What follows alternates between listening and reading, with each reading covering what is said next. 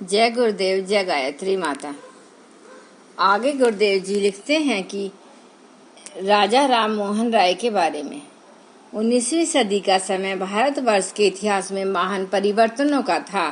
मुसलमानों का भारत व्यापी शासन टूट फूट कर लगभग निर्जीव हो चुका था और उसका स्थान दूरवर्ती इंग्लैंड ग्रहण कर रहा था।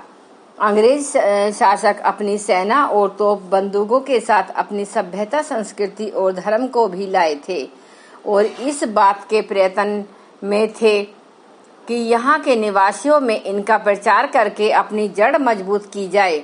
मुसलमानों ने भी हिंदुओं को अपने धर्म में दीक्षित करने की चेष्टा की थी, पर उनके साधन मुख्यतः तलवार और तरह तरह के उत्पीड़न थे। इसके विपरीत अंग्रेजों ने अपने धर्म को शस्त्र बल से थोपने की नीति से काम नहीं लिया, वरन युक्ति, तर्क और प्रमाणों से ईसाई धर्म की श्रेष्ठता और हिंदू धर्म की हीनता सिद्ध करने का प्रयत्न किया और उनको अपने इस प्रयत्न में सफलता भी मिली। इसका कारण यह नहीं था कि ईसाई धर्म के सिद्धांत अथवा उसका तत्व ज्ञान हिंदू धर्म की अपेक्षा उच्च कोटि का था। जो धर्म हजारों वर्ष पहले वेदांत सिद्धांत के रूप में सृष्टि रचना के एकमात्र कारण पर ब्रह्म की विवेचना कर चुका था और इस अखिल विश्व के अनादि और अनंत होने की घोषणा कर चुका था, उसकी तुलना ईसाई धर्म से कैसे की जा सकती थी, जो एक शरीरधारी ईश्वर द्वारा 5000 वर्ष पहले 7 दिन के भीतर इस दुनिया का निर्माण किए जाने पर विश्वास रखता था। भारतीय मनीषियों ने संसार को वेद और उपनिषदों का जो गंभीर ज्ञान दिया, उसकी समता बाइबल की कथाओं से, जिनमें ईसा के थोड़े से चमत्कार और राजाओं के किस्से ही पाए जाते हैं, कैसे की जा सकती है।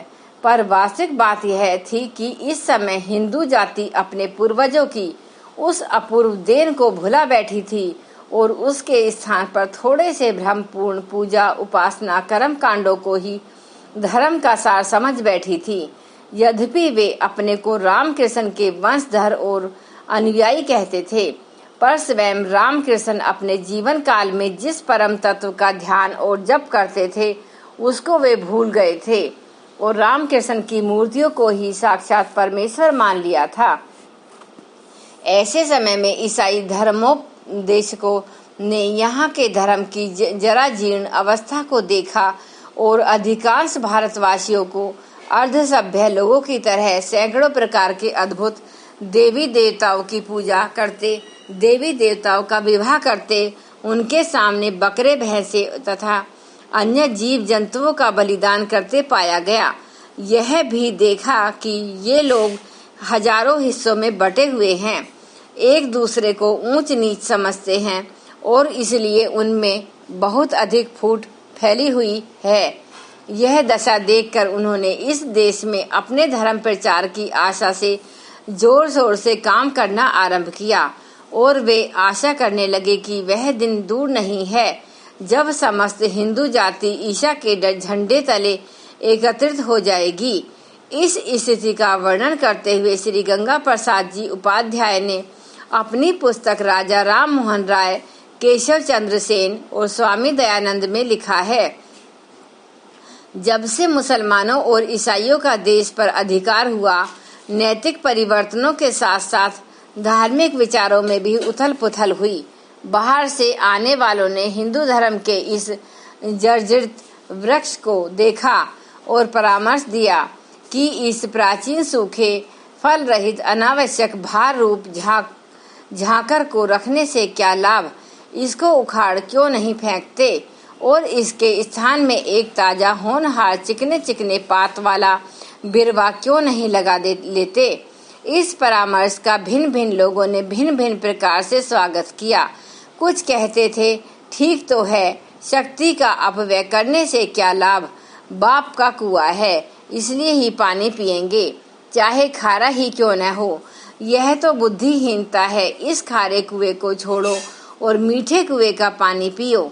ऐसे लोग ईसाई होने लग गए, परंतु बहुतों को यह सूखा वृक्ष ही प्यारा था। वे कहते थे, यही आस अट क्यों रहे, अली गुलाब के मूल अही है बहुरी बसंत ऋतु इन डारन वे फूल।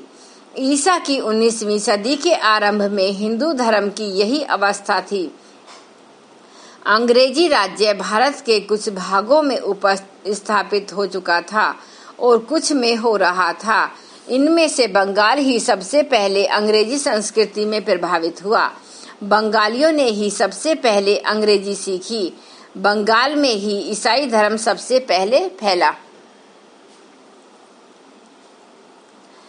धन्यवाद। ओम भूर्भुवः स्वः तत्सवितुर्वरेण्यं भर्गो देवस्य धीमहि धियो यो न प्रचोदयात्। जय गुरुदेव, जय माता दी।